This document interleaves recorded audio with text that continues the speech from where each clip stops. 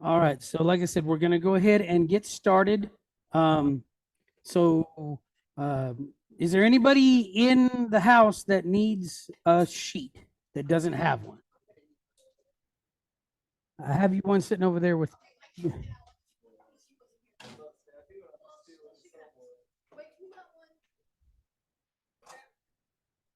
Okay. I had to change a little bit because I noticed a typo in that one this morning. It's down at the bottom. Yeah, Shelby needs one. Yeah, in the packet, there's a typo in there. I just noticed it. So, let's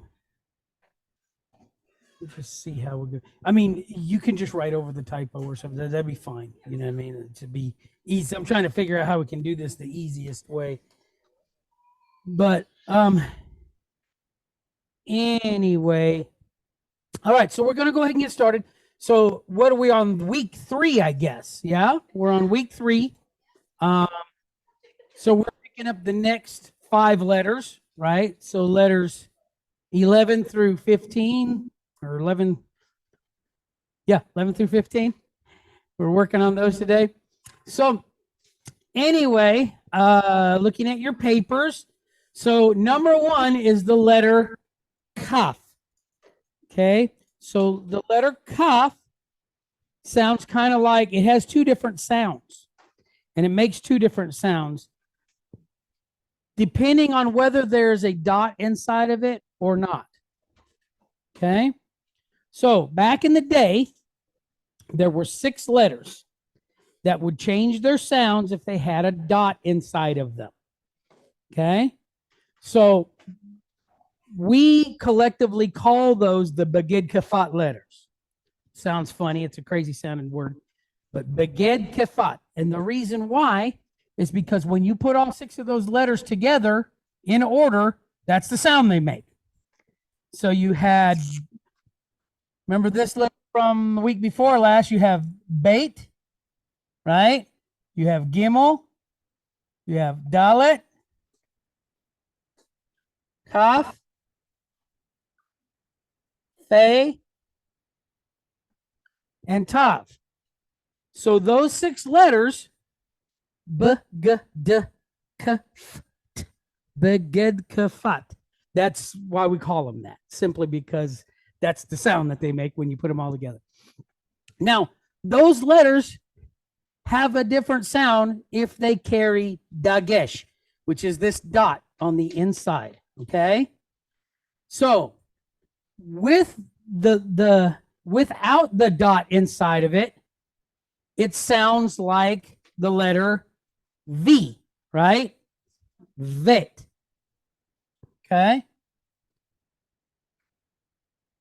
But if it has a dot inside, it sounds like the letter B. So the word dagesh means to emphasize or to strengthen. Okay. So it changes its sound if it has a dot inside. Now, Gimel in modern pronunciation does not change its sound anymore. So it just sounds like a G. All right. Dalet, it does not change its sound anymore. So it just sounds like a D. All right. So you have Kaf and Chaf. Kaf and Chaf. Okay. So back here, with no dot, it sounds like a KH kind of all back up in your throat. Okay.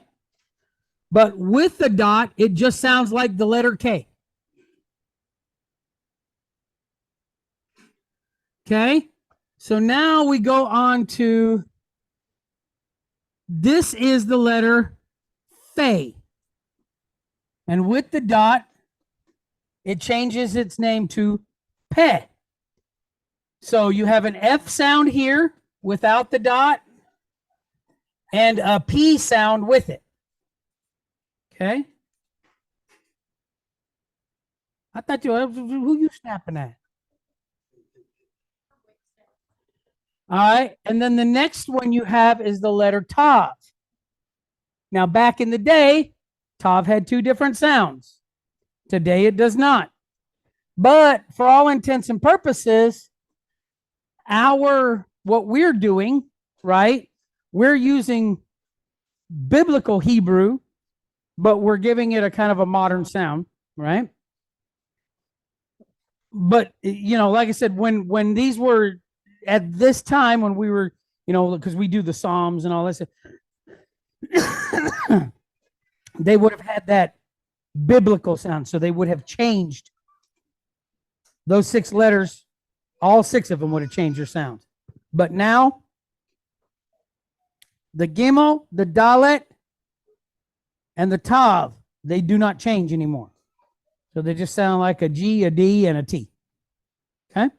But that's why we call them the Beged Kafat letters. Beged Kafat. Beged Kafat. So if I ask you, hey, is this a Beged Kafat letter? You should be able to run them through your head and say, is that a Beged Kafat? Yes, it is, or no, it isn't. So, and the reason why those are important to know is because they can change the pronunciation of your word by doubling letters or, just by changing the sound, whether it goes from a soft sound up here to a hard sound down here. And we'll see plenty of instances of that. We've already seen plenty of instances of it, but we'll see more of them as we go along. Is everybody done with this right here?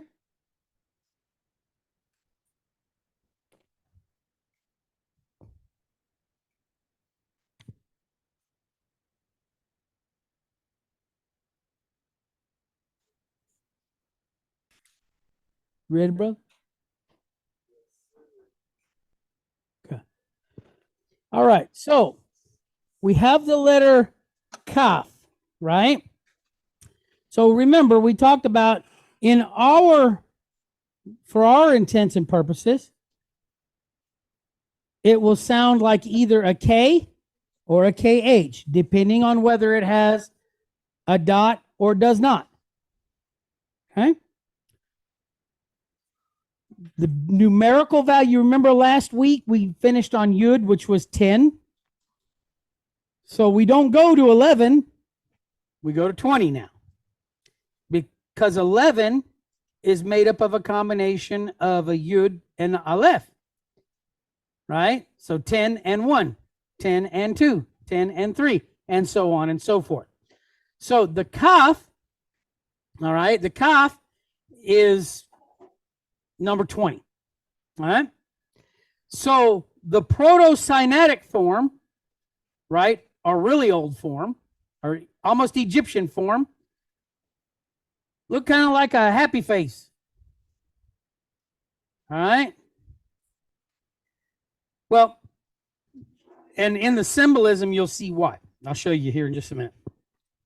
But then when it moved to the Paleo, it got more of this kind of a chicken foot look to it right here. All right? And the reason for what I was telling you about this right here, the Kaf is supposed to symbolize the open palm of the hand. Okay? So if you take this and you put your hand like that, you can kind of see that shape with your fingers. Okay? So that's where that comes from there. Now you'll notice here there's another form here, got a little hanging down thing here. All right? That is called Kaf Sofit. Okay? Sofit. The word sof means to end. Okay? Sofit because there are more than one. Now these letters, regular letters, but they change their shape. There's 5 letters that change their shape when they're at the end of a word. All right? Kaf is one of them. Now, this belongs to a group that we commonly call descenders because their tails, all of them except for one letter, all go below the line that you're writing on. That's kind of how you know, besides the fact that it's at the end of a word, right? That's how you know that it's a Sophete letter. Now, they can only appear at the end of a word, hence the Sophete, right? However, if you look through an actual Torah scroll, all throughout the Torah, you're going to see cases where it's different than what I'm telling you. There are some where the letters may actually be like, you may have like a big giant letter just in the middle of a sentence. Or you may have where the letters, there's a case where there is a couple of sentences and it starts with a nun and it ends with a nun, but the nuns are upside down. The reason for that, I know y'all have probably heard of, you ever heard of the jots and tittles? There are several cases in the Torah where there are weird grammatical things going on, but that's done there for a reason. For example, when we talk about, who's the two that we think of most when we talk about the jots and tittles? When we talk about Jacob and Esau, okay? So you remember when Jacob was on the run, had his family with him, he's on the run. Messenger comes and says, hey, look, your brother Esau's coming. And he's got 400 dudes with him. And he's coming to get you. And Jacob got scared, right? And he went to praying, and that's when he split the families up, 2 camps. Okay? If you look in a Torah scroll at that verse where it says that when they finally meet, and it said it says that Esau fell on his neck, on Jacob's neck, and kissed him. Okay? You'll see that it says, and he kissed him. Over the Hebrew word for kissed, there are 6 dots. 1, 2, 3, 4, 5, 6 in a row. Those dots are pointing you or letting you know that he kissed him, but inside those dots, those 6 dots are usually called the teeth of Esau or the kiss of Esau, because those six dots symbolize Esau's teeth. And it said that he fell on his neck. He kissed him at the end, but before, he literally, remember the scripture say Esau was kind of a wild guy, right? He literally wanted to tear Jacob's throat out. Just bite his throat out like an animal. And it was his original intention was to kill him, because remember he said, when the days of mourning for my father are over, I will kill my brother Jacob. So that's all of these little symbols and stuff in there are there to kind of point you in different directions. But in a normal case, you will only see a Sophete or a descending letter at the end of a word. Okay? So say you saw a couple of words that were close together and you didn't know where one ended and one began. This is one of the things that you could look at to know whether you're at the end of a word or not. Okay? Like I said, there's 5 letters, then we'll cover those as we get to them. All right? But Kaf is the first one that has a Sophete. Mem has one, Nun has one, Pei has one, and so does Zadi. Okay, but we'll get to those as we come along. But remember, this form is only going to be seen at the end of a word in normal usage. All right? So, Kaf, we talked about script forms, right? So, Kaf has 2 script forms.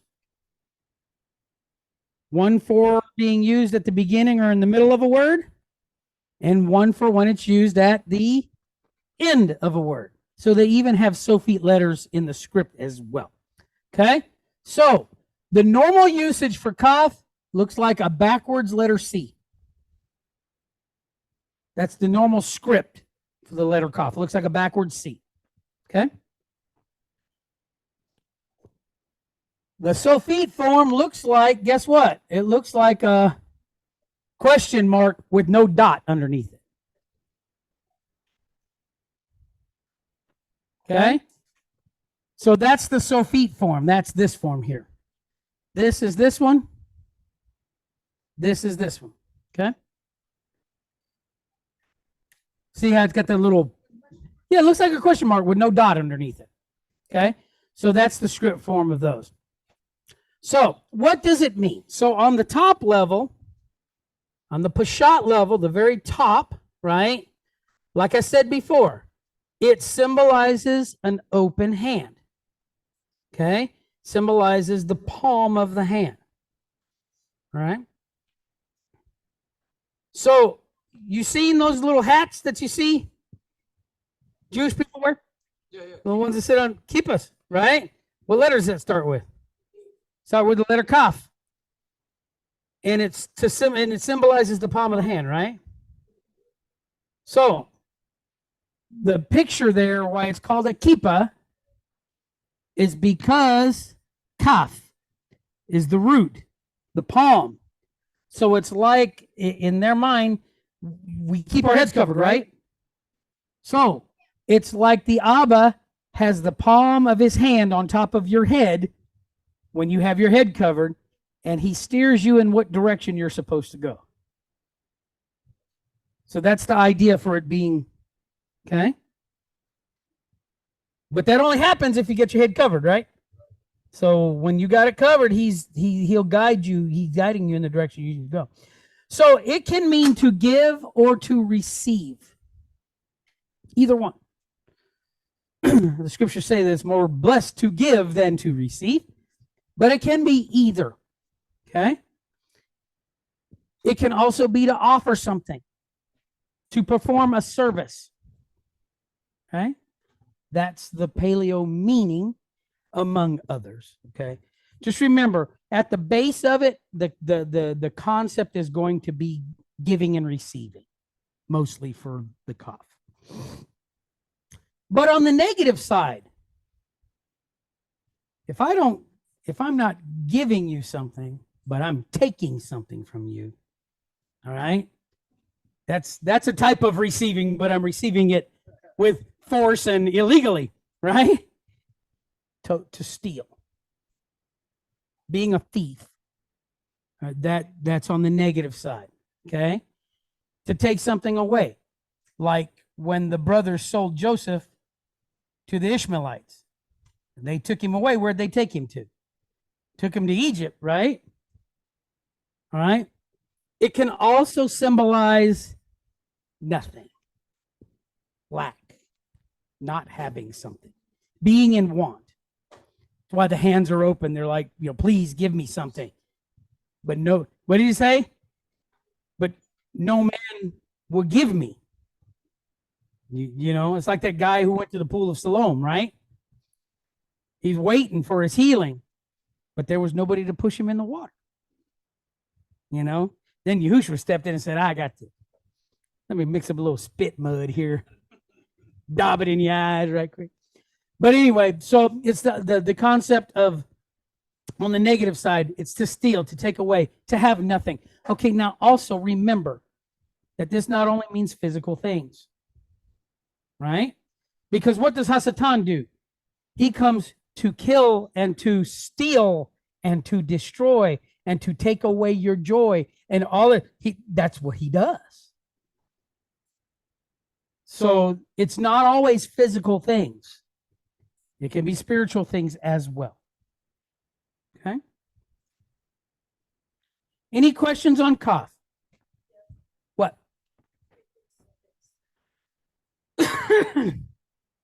All right.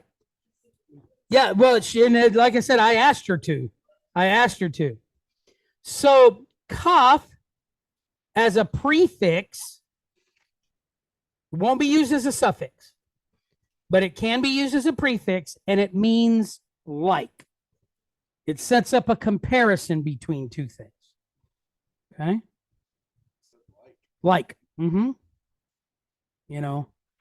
He stood there like a tree. So that kind of a deal. Okay. I'm sure you're probably familiar with all this, brother. So I just try, like I said, we got new people here. So like I said, the kaf, All right. It is a prefix. It can be used as a prefix, and it means like, as. Okay. But you won't see it as a suffix. All right. So let's move on to the lamed.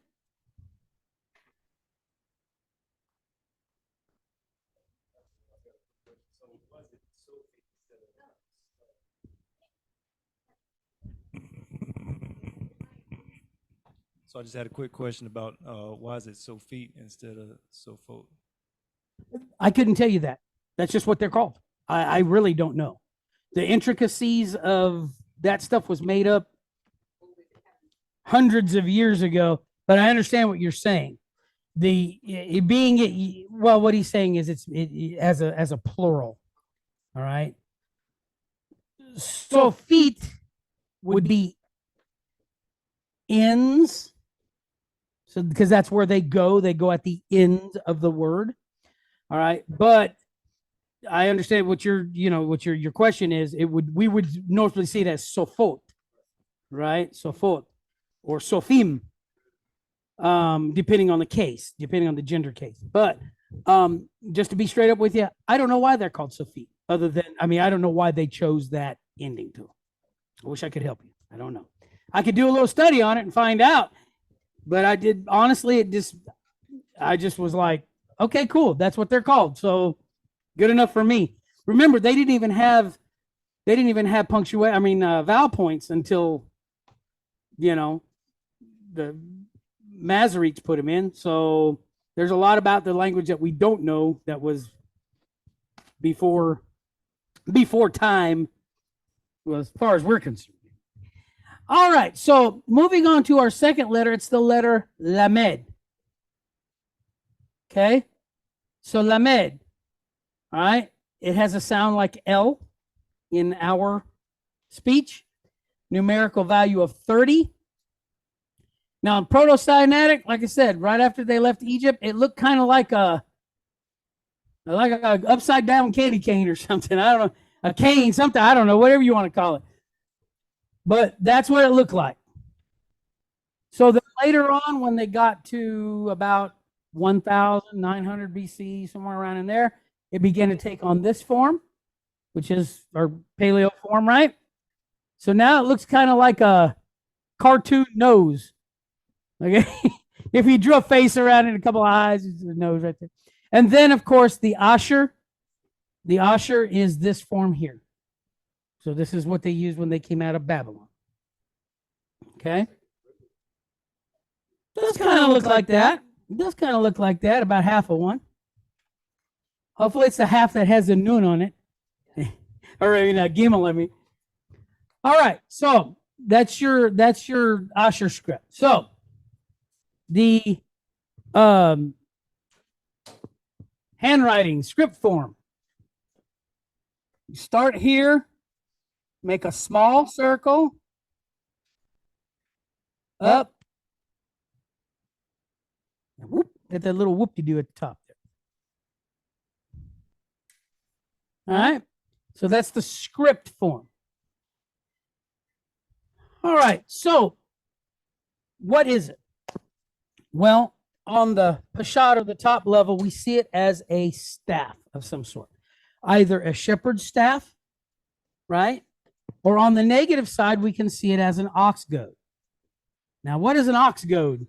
It's a stick that's about that long, that's got a big hook in the end of it, and it's for getting an unruly cow in line. But you see a cow and it's got a what? It's got a hook, got a ring in its nose, right? You see these people out here that got those septum piercings? I always think, I'm like, man, you look like just a bull with that thing in your nose. But the ox goad has a point and it has a hook. It's to grab that ring and drag them around by the nose. They'll come on with you. I had back when I was in California. I used to do a little bit of Muay Thai kickboxing on set. Long time ago. But yeah, I'm full of all kinds of secrets, sis. But here's the thing. My instructor and my sparring partner, I had a sparring partner. Now I'm 5'4" on a good day. All right. My sparring partner was a guy named John Ellis. That dude was about 6'3". And he was real tall and real long, real lanky. But it was good for us to spar with each other because that taught me how to get in, and it taught him how to try to hold somebody off. You know what I'm saying? Well, the guy who was teaching us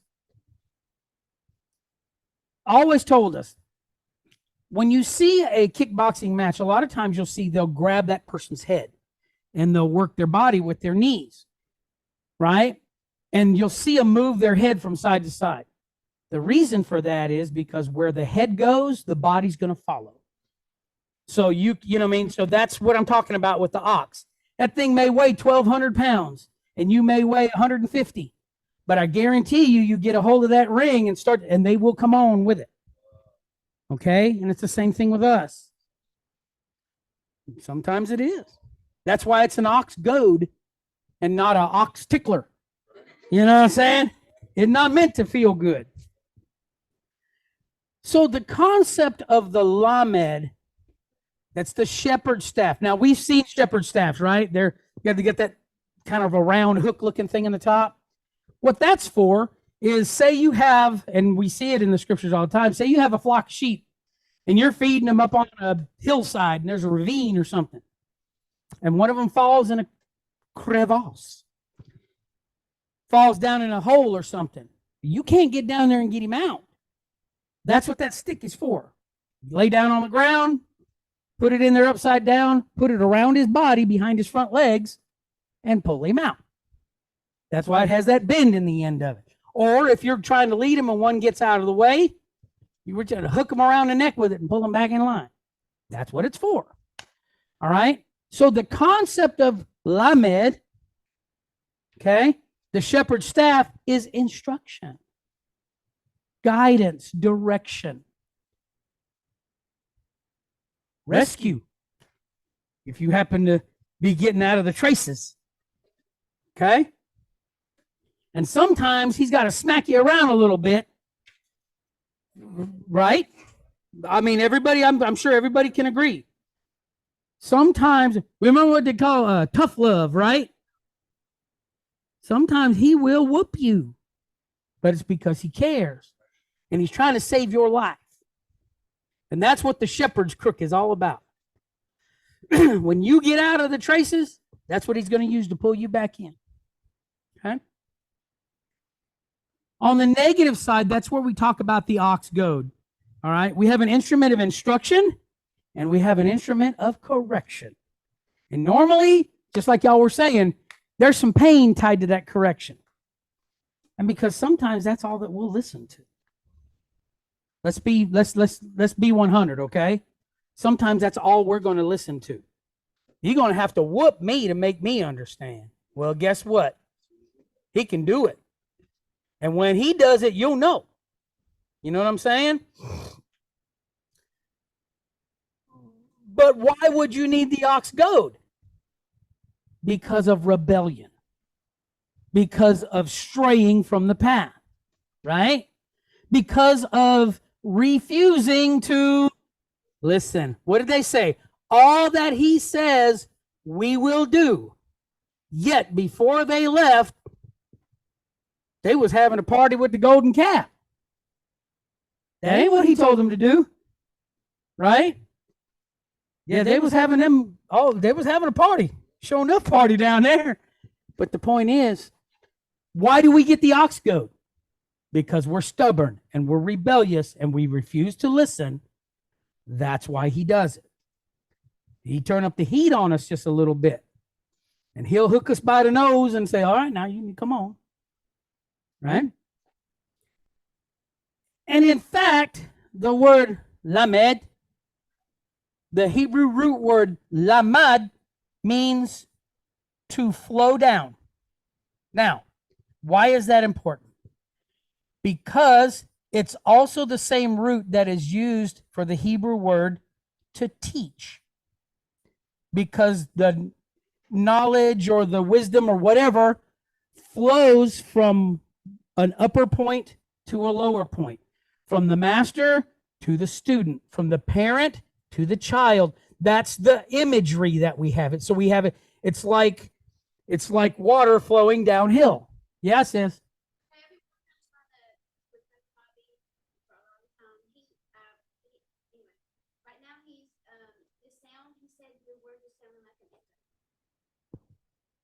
I mean, I don't.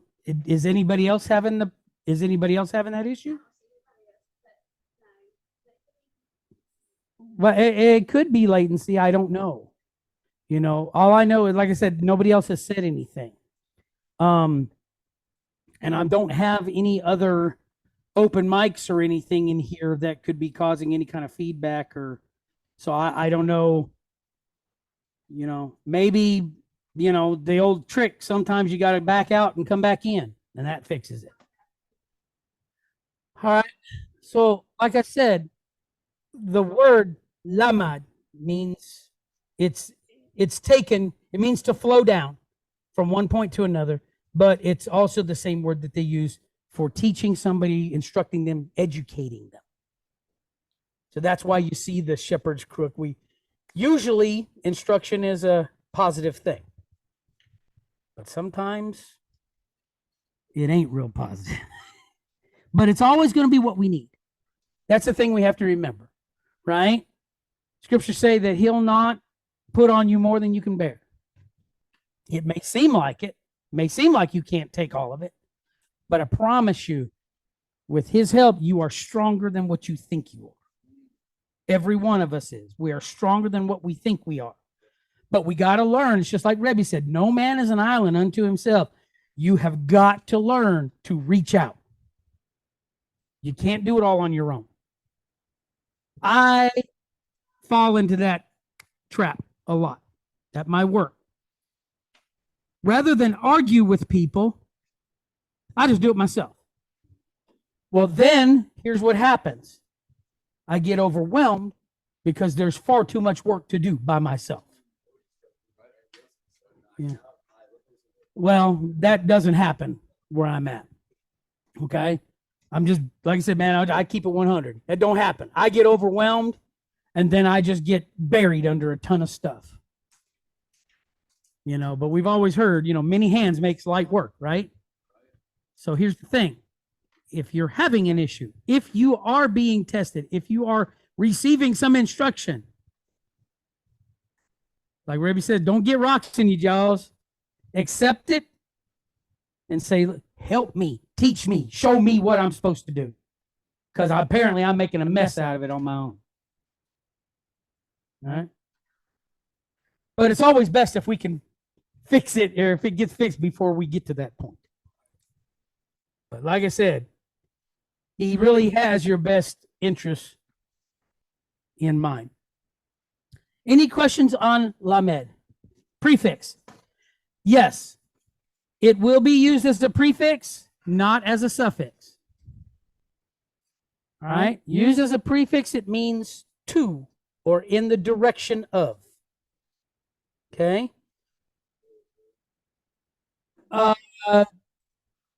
Yeah, because that's in the direction of something. So towards would work, yeah. To, towards, for. Normally, you're going to see a small word if it's used in the case of for. You're going to see the word key, a cough with a yud behind it.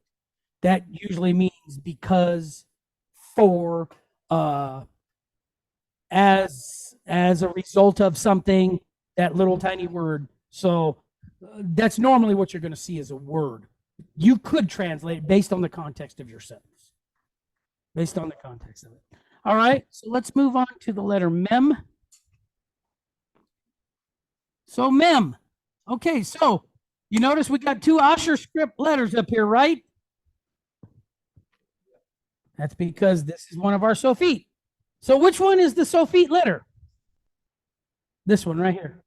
The closed one with the square bottom on it. That's the one who doesn't go below the line. That's the only. It does, but he's keeping them in like Indian style or something. I don't know. His feet hurt so bad he don't even want to hang them down there. But anyway, mem has the the sound of the letter M for us, okay? Phonetically. It has a value of 40. All right. Now, the proto-Sinaitic looks like water because mem, what's the Hebrew word for water? Mayim, right? Mayim. Now, mayim is a fun word because it shows how Hebraic thought is. Okay. So we talk about water. If I have water in a bottle, that is mayim. If I have a pond, that is mayim. If I have a river, now they have a name for a river, but still it is mayim. If I have a sea, right? Now the Hebrew word for sea is yam, right? But what's in it is water. So collectively it's the sea, but it's still water. So the cool thing is we have mayim. So im tells us what? It's plural, right? Im, masculine plural, right? So this is a cool way because he talks about that there's one Torah for the homeborn, for the stranger alike. When they came out of Egypt, they were a mixed multitude. There was all kind of people in there. And what was the stipulation for being a part of Israel? What was the only stipulation? You got to follow the rules, right? You got to follow the Torah. You got to get the operation. You know what I'm saying? Even if you don't want, you got to get the operation. You got to put all the other stuff away, right? And walk after the Torah. All right? But here's the thing. Whether it's in that bottle or in a pond or in the ocean, water is made up of many, many, many drops. But those single drops all together create one thing. It's kind of like that compound unity that we've talked about before, okay? You got many, many drops. All of us are a drop. We're all a drop. But together, we make up the body of Moshiach, right? So it's the idea of many things coming together as touching one thing. Yahushua said, right? Where two or three or more are gathered together in my name as touching any one thing, there I am in the midst of them. So you see, we see it's like what we read in the scriptures earlier today.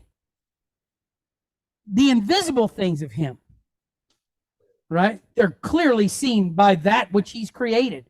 We see water, but we don't think about the concept that it takes a lot of drops to make up water. But one drop of water is still water. Do you see what I'm saying? This is a beautiful, beautiful thing. It doesn't matter how much or how little melanin you have in your skin. You are my brother or my sister. If you follow my Moshiach, hey, we're family. Okay? Said that in Hebrews, he says he made of one blood all men. So it don't matter. White, Asian, black, Latino, it doesn't matter. Right? We're all family. And we are all part of the collective that makes up the one body. That makes up Kol Yisrael. Right? All Yisrael.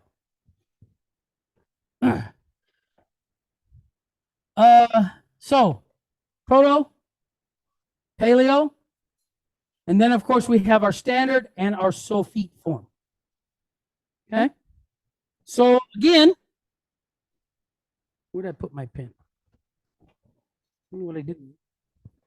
I don't know. Here, B. So, what about our script forms? So, here is our standard script form here. You ready? Up, down, up. That is the script form for mem We're using it everywhere except for at the end of a word. Okay? So it looks like a letter N. The sulfite form, it's like a circle with a line down the left side. So it looks like a P, doesn't it? Okay, now one thing that's easy to understand here, if you look at this one, you see how this is open, these sides are open. See how that circle is closed? So the circle being closed tells you that it's the sulfite form because it's closed here. Okay. There's a lot of other talking we can do about this letter. There's a lot of insight into this letter, but this is not the time or the place, but we'll get to that at another time. So anyway, like I said, on the top form, on the top step, right? See that form there? It symbolizes water. It symbolizes things flowing, right? Symbolizes things flowing emotion, right? Emotions are seen as water a lot of times in Hebraic thought because you can flow from one place to another real quick. You ever known anybody that goes from being like, 0 to 100 real quick? All right. And that's emotion. You know, that is emotion. When you get a lot of water together and you put it in a confined space, you get a lot of pressure, right? A lot of force. And it'll move stuff along. You know, you can cut all kinds of things with a water jet as long as it's got enough pressure behind it, right? So it shows force. It also shows flexibility. Because when that water is flowing and you've got rocks in the stream or whatever, you know, it's going to go, it doesn't just bust into pieces, it'll go around. Now, eventually it'll wear them down, right? But it's not just going to, just like bowling pins going everywhere. It's just, you know, it's going to go around or whatever, under or over or whatever, right? It's going to find a way. So it talks about being flexible as well. On the negative side, when you get a lot, you ever seen a whirlpool? Yeah. I was up in Canada a couple of years ago in Montreal, and we went and did the St. Lawrence River. We went and rode these rapids that they have up there. Now, this river is a huge river, and you're thinking, man, they got rapids in this river? Well, what it is there's a bunch of concrete and stuff in the bottom of it. And it sets up these breaks in the water. And what they do is they put a bunch of people, man. Like I think there was like 30 of us in this jet boat. And they run through that thing. And I mean, them whirlpool, that throws you all over. But man, I must have drank 4 gallons of the St. Lawrence River that day. I told my boss, I said, if I get sick, this is your fault. I ain't been immunized against Canadian diseases. So, but I told him, I said, yeah, it was something. But I mean, there's a lot of chaos there. You know what I mean? There's a lot of confusion. And I mean, there was times, man, the whole nose of the boat went under and I was sitting in the front row. I had water up to here, you know, and then they gouge on that gas and bring it out of that hole, and then it would wash back to. I was terrified, man. I mean, I ain't never been so scared in my life. Aren't you having fun? I'm like, yeah. I said, is it because I'm American? Y'all trying to kill me? Is that what it is? But anyway, but when you get a lot of water, that also, by the same token, we talk about confusion. We talk about being tumultuous and being chaotic. But what if you get a bunch of water that has no way to go and it has no outlet and there's no new water that comes into it? What happens to that water? It gets stagnant and it begins to stink and it gets gross. It grows junk in it and it bugs and all kinds of stuff in it. Well, when we don't put anything out, we do the same thing. Okay? When we don't allow what he puts in us to come out, we grow complacent and we grow stagnant. You know, how would the Father like it if he blessed me tremendously and I never said thank you? Or I never came to my brother, but you got to hear what the Father did for me. Blah, blah, blah, blah, blah. And I tell you about it. He did this for my family. Whatever. How do you think that would make him feel? I know how it would make me feel as a person. Man, I helped you out. You know what I mean? And, you know, at least, you know, say thanks. You know, but what it's all about is getting people to see how good he is. And if we don't let that out, then our water starts to get kind of murky and it ain't real good. So, like I said, when it's coming in, we got to have somewhere else. We got to have somewhere for it to flow. And that's good. That's why another reason why it's good for us to not forsake the assembling of ourselves together. Right? Because I can tell y'all about, hey, let me tell you what he done for us this week. You know what I mean? And he gets the glory from that. And that's what it's all about. All right. Now, as a prefix, the mem can be used as a prefix. It will not be used as a suffix. But as a prefix, it means from. Okay? From. Any questions?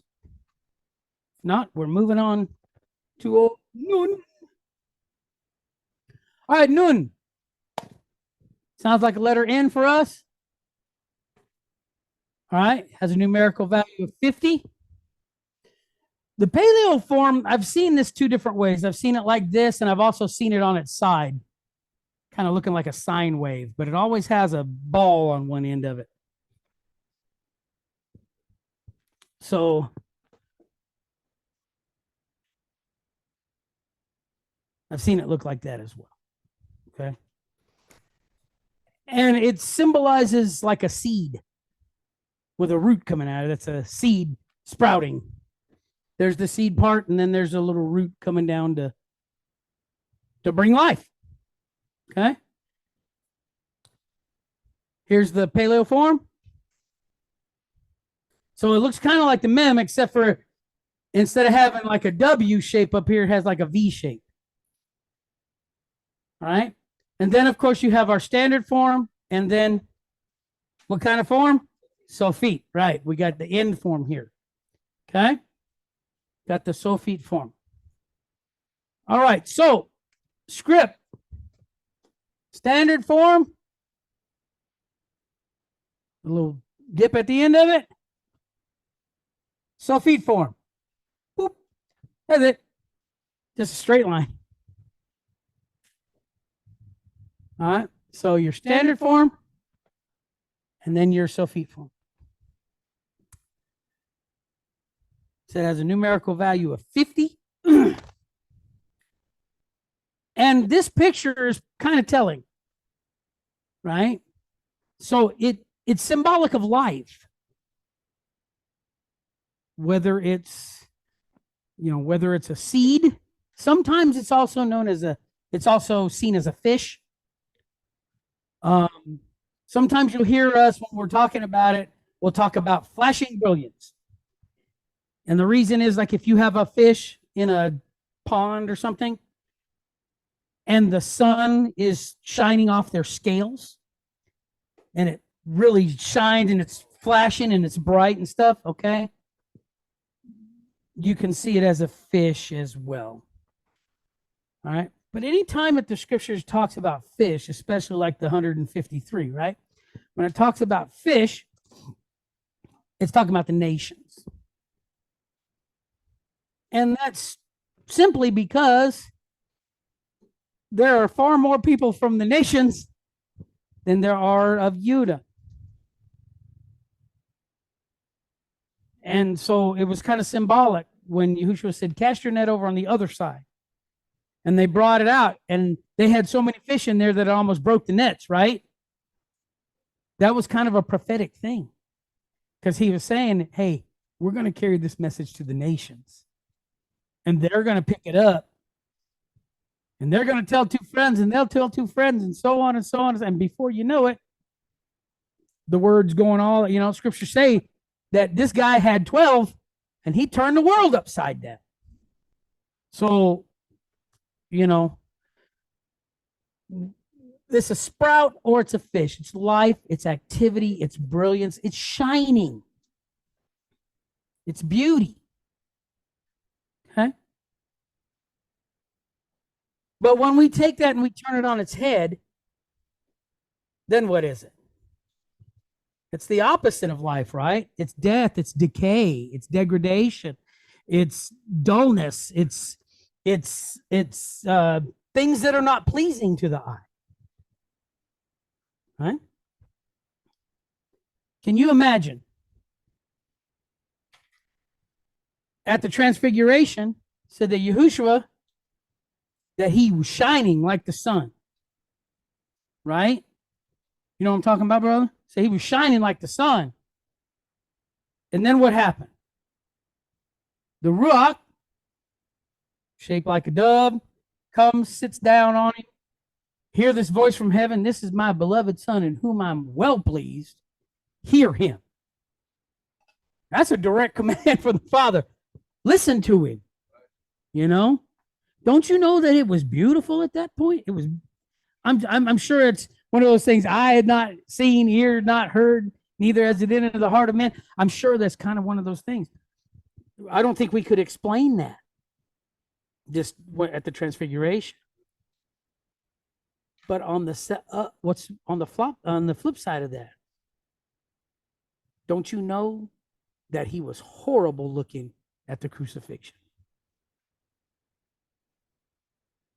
Same person. But he was one thing here. But when sin entered into the game, what happened? It got real ugly real quick. And that's what he was here to do, right? To say that he took on the sin of the world and became that sacrifice, that perfect sacrifice. We couldn't have paid that price. You think a common man like myself could take away your sins? No, sir. I got my own problems. You know what I mean? There's only one that could do that. And at that moment, he was the most wretched. Look at what it says in Isaiah. He was one of the most wretched looking things that ever was. And we're not going to get into all the details because it's pretty bad, but that's the kind of view when there is sin, right? Unrepented sin, and it's, you know, it's eating you up and it's doing it, you know. That's what it looks like to the Father. So if I don't want to look at that, he sure don't want to smell it. And he said that our sin is a stench in his nostrils. He don't want to smell it. So like I said, you can continue to sprout and grow, or you can go into some of that shallow ground, right? We talked about the parable of the sower, getting some of that shallow ground, and when the sun comes out, what's going to happen? It's going to fry you up. When adversity comes, it's going to fry you up. Better get in that good ground, right? Get in that good ground. Grow some good. Grow this way. Don't grow that way. Grow that way. Nun is not used as a prefix or a suffix, so you won't have to worry about that. If it is used, sometimes it is used as a way of personifying something, and it's always going to be at the end of a word. But we'll get into that at another time. So real quick, let's move on to the last letter for today. That's going to be Samek. Has an S sound, numerical value of 60. And it looks kind of like a TV antenna laying on its side over here. Now, yes, Katrina came through and blew it over. But it looks kind of like I don't know. Like I said, that's the only thing I'm dating myself by talking about it being a TV antenna. But then you move on to the next form, and it's a little more upright. And it kind of is synonymous with like a tree or a something that's propping something up. And then it goes to this rounded form here. So this looks an awful lot like a mem sophite. They're very similar. What you want to pay attention to is the bottom of the letter, because you see here it's round. It's rounded shape at the bottom. Mem sophite, it's square. And again, it's always going to be at the end of a word. So if you're looking at the end of a word and you see something like that, it could be. Look at the bottom, because there could be a samek on the end of the word as well. No. So like I said, look for it being round on the bottom, not square. Okay. Oh, let's see here. What is the form of this one? Okay. So, I'm sorry. Oh, I've been knowing that. All right. So, samek, right? Script form of samek.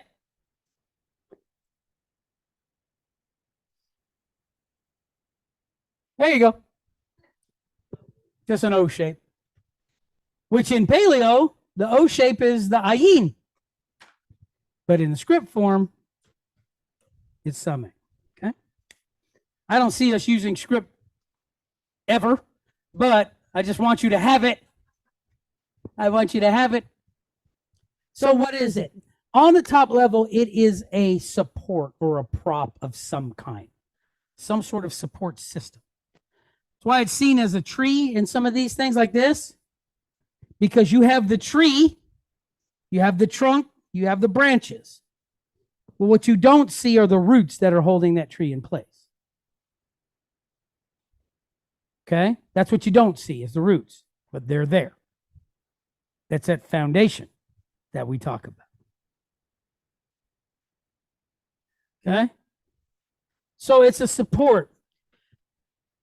Now up here it says a shield or it says protection.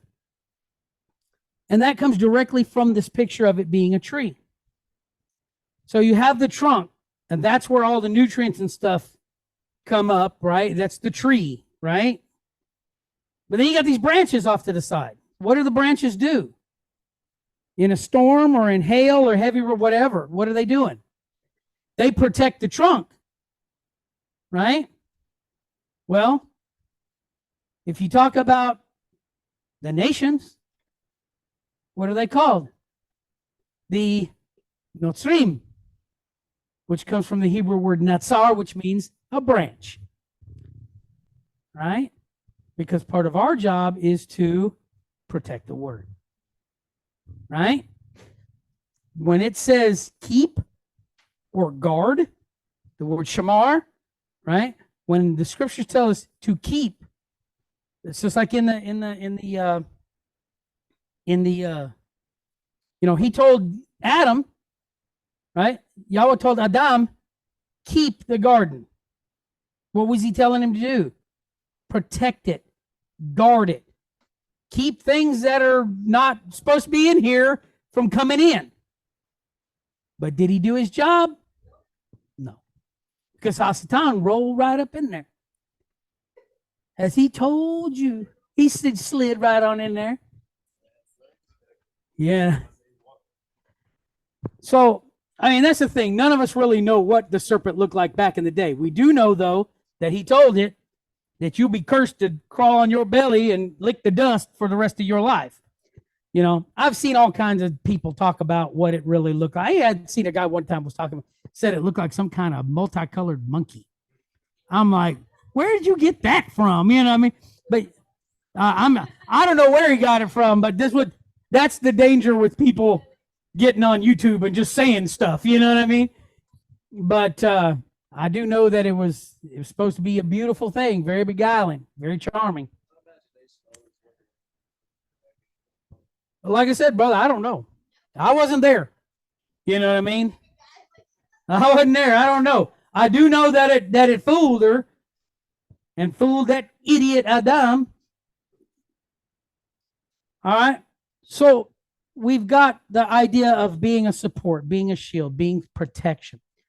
On the negative side, we have loneliness. Okay? We have helplessness. And we have defenselessness. When we're on our own, we got no family, right? It can make you feel pretty alone. When we got no brothers and sisters to talk to, that can make you feel pretty alone. When we got no Abba, you sure enough alone. Okay? You sure enough alone. And another thing is, we step out from under the blood of his son, which we can do, right? Remember, no man can take you out of his hand, but you can sure enough take yourself out. You can jump right on out if you want to.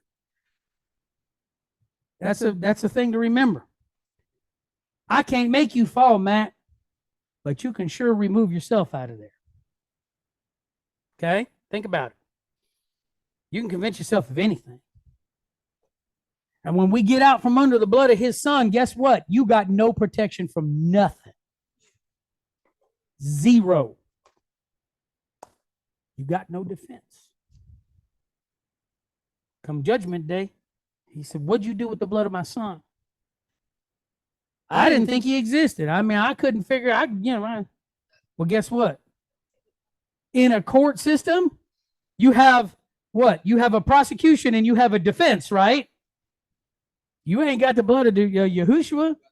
You got no defense. Think about it. In a court setting, you're guilty. And we know what happens then, right? By the time you feel convicted of anything, it's too late.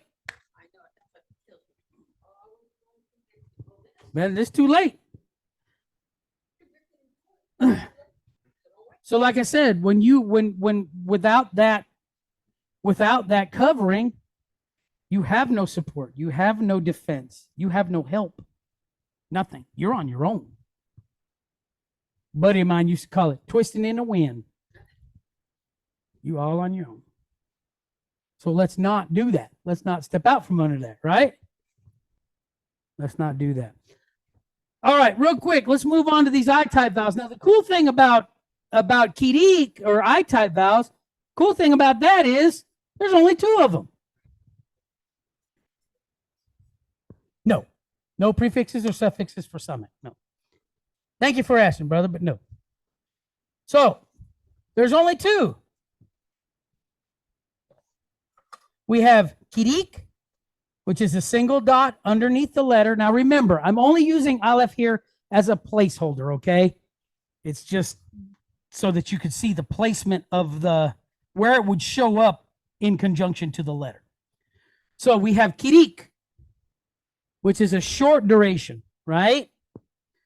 And then we have Kirik Yod, which is a long duration. So what you're going to see is Kirik or Kirik Yod, right? You see, you got the Kirik with the Yod following it. Okay? So when I say short and long, what am I talking about? How long you hold the sound. And you remember, I've always told you that the name of the mark tells you, right? So listen. Kirik. Kirik Yod. Kirik. Kirik Yod. Short, long. It's the easiest way. Just say the name of it. And that'll let you know whether you're dealing with a long vowel or a short vowel. Elementary. Very simple. All right? This is FVV. That's a full vowel variant. That just means it's a long duration. So, can you see my words down here on the bottom? Let's take a look at some words real quick, okay?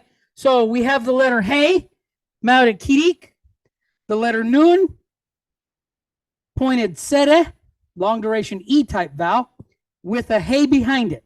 How do we pronounce that word? Hine. Hine. Hine. What does it mean?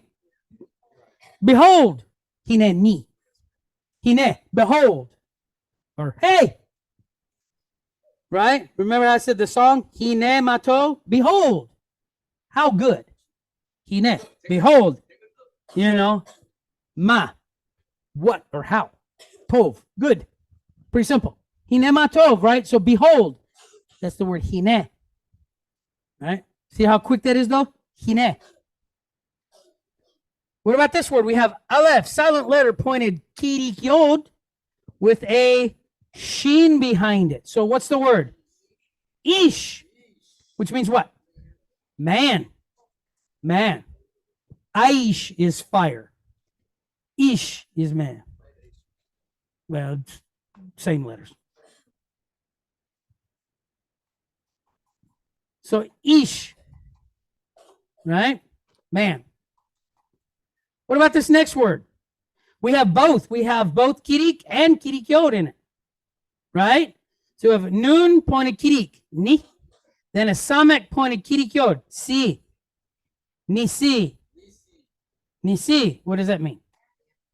Nis means banner. Nisi, my banner. My banner. Yahweh Nisi, Yahweh, my banner. Okay. A flag, like when you go, like in a parade, you see these guys with these big flags. That's called a standard, like that song we have, "Time to Raise the Standard." In a military set point, back in the day, when you had ground troops, they would tote what?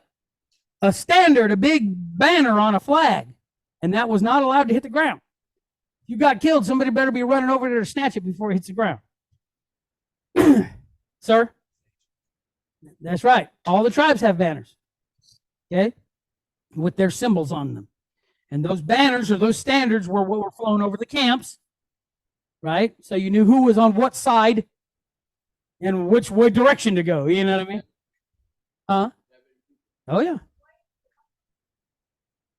Because we hold him up. We're gathered, like my brother said, we're gathered under him. We hold him up. We uplift him. We proclaim him in the face of the world. That's why he's our banner. Best one I don't know no better one, brother. So Nisi, banner of me, my banner. Okay. What about this next word? We have a kaf pointed kirik. Then we have another kaf pointed patach with a resh behind it. Kikar. Kikar. K-I-K-A-R. Kikar. Which means a square. Kikar, a square. Hine. Behold. Sir? I've always known it to mean a square. Yeah, I usually that's an ot. The word ot. I don't know. I've never been there. I don't know, brother. I'll be there one day, but I ain't been there so far. I'm just trying to give it to you from a classical viewpoint. They didn't have road signs back in those days. Yeah. Where is Rabin Square? Yeah. Or which way? What? H-I-N-E-H. Hine. I-S-H. Ish. All right. Nisi. N-I-S-I. Or N-I-S-S-I. You could. If there was a dagesh inside, we would double that. And that would give us T. So, but for pronunciation's sake, you can use two S's.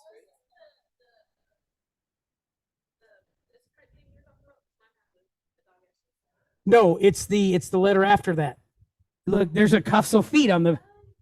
I had to take that out. I looked at it and I said, wait, that's not right. But I printed this 12 years ago. So it's when I wrote it was in 2010. Yeah, that's what I'm saying. You got to go back. All right, so Nisi.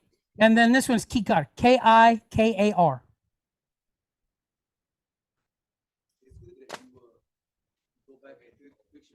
I got to do it too, brother. I got to do it too, right? Okay, so that was the next 5 letters, so 11 through 15. I hope this has been helpful. Hopefully it hasn't been confusing. If you already knew it, hey, it's a good refresher. If you didn't know it, hey, Now you do, right? Don't forget this, guys. Seriously, don't forget this. I tell each and every one of you, if you have questions on this language, or if you're reading something and it doesn't make sense, if you have questions, my phone rings 24 hours a day, 7 days a week. Call me. Well, actually, now it does because I turned on my, I put my phone calls over Wi-Fi. I turned that on, so now I can get phone calls inside the plant. But like I said, if you have questions, call me. Don't do like Brother Matt, like Matisiao. Don't do like him and get lost in the sauce. Matisiao. Matisiao. Okay. So anyway, well, YAHU. Okay. We see it and we say Yahoo, but that is not a natural occurring sound in the Hebrew language. It phonetically becomes Yow, like YOW, Yow. So, although, like I said, I'm not going to bust anybody's chops for pronouncing it the other way, but native translation translates or parses it as Yao, not Yahoo. Matis Yao.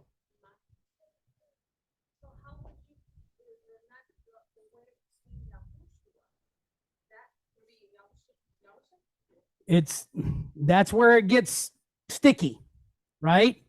Because remember, it would be pronounced, if we were doing it that way, it would be Yao, Yahushua. However, if we go back and look, right? We go back and look at we look at the letters, and there's a yud and a hey right there in the front of it, which we know is the poetic or the shortened form of the Father's name. Okay? So instead of Yao, well, I think that means, I honestly think that means authority-wise. But again, instead of Yao, because they're trying to cover that over, right? We say Yahu, Yahushua. Okay? But it's, again, there's people that say Yahshua. The only problem I have is Yeshua. That's the only problem I have. Yeshua or Y apostrophe Shua. I have a problem with that. Well, because if you spell Yeshua, it's an acronym. Okay? Which means may his name be blotted out. That's because that's the accepted spelling. They don't look at him. They don't see him as the son of Yahweh. They see him as a prophet. They see him as a good guy, but they don't ascribe any type of divinity to him. Right. Right. But when the spelling also brings into it the pronunciation. You see what I'm saying?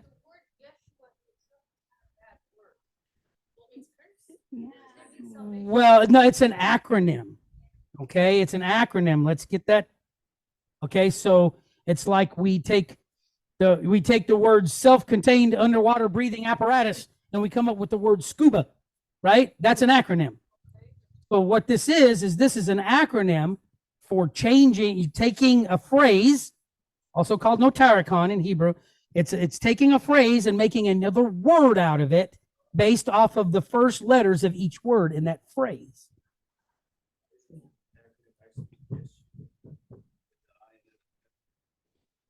I've always seen the ayin on the end of it because it's a 4-letter word.